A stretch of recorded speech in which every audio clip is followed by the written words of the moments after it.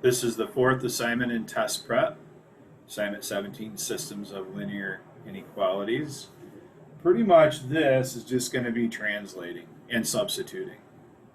So problem one, which of the following is a solution? Which is true in all of this? It has to be true in all of it.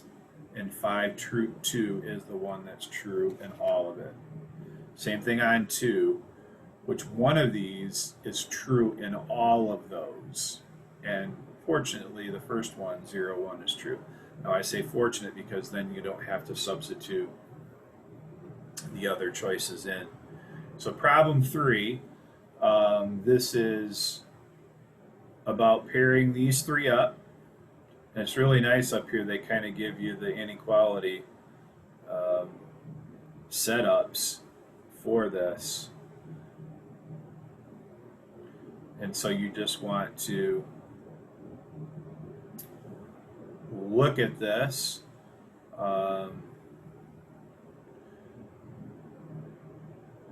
Model are paid during their week of internship. So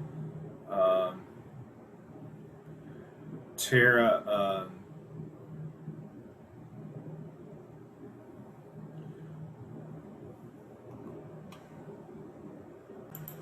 so really pretty easy on this. I got a little bit stumped, but you just Sarah worked S hours per week, and she earned, the big thing here is Sarah earned $15 per hour. So there's got to be an S is less than or equal to 20, and then Tara earned $20 per hour. So you have to have a T is greater than 20 and a T is less than or equal to 40.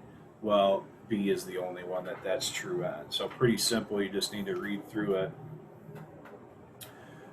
So here's one about matching up. So it's the 4 value one with an inequality. So matching up the 3 dollar amounts. So the 100, the 90, and the 950 go together, and that's less than, at most 10. So at most is less than or equal to that. So there's your total amount, which is the following. So it must be below 950. So that's what I was looking for on that. So the inequalities below and at most 10. So a 4 value system there where you need to fit those in. Same thing down here. You have a 4 value system. So match up the $3 values, and it's going to be more than 500 a minimum, and then more than 30 minutes of rental with the total there. And so from that, you want to know which of the following is a true combination of that. So you have your calculator. Again, you can solve this. The same thing up here. I didn't actually go through the solution. Which one of these would be a solution to this? So actually, I think it's probably a substituting game with this. So you need to substitute it in. And 4, 5. Well, if you just look at the second one here, 4, 5 is 5, 5 would work too. But 4, 5, and 5, 5 are the only two you need to try, because those two, the sum of those two is less than or equal to 10. Same thing down here. B, C, and D look like they both could work.